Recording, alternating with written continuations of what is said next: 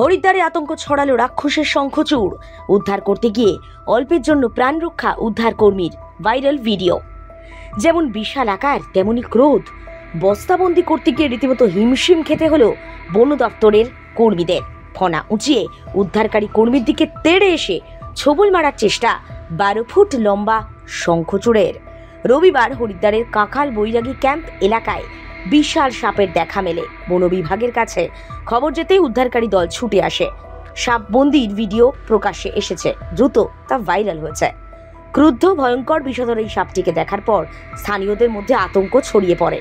সাপটিকে এক ঝলক দেখার জন্য প্রচুর লোকের ভিড় হয়।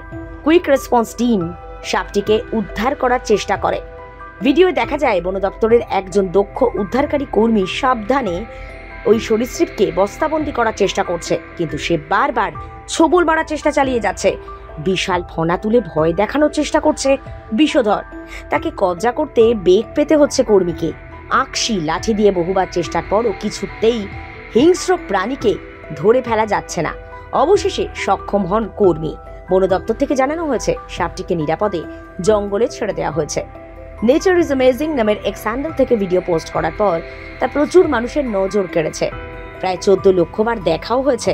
হাজার হাজার লাইকস, কমেন্ট। সাপ উদ্ধারকারী কর্মীর প্রশংসায় পঞ্চমুখ নেট দুনিয়া।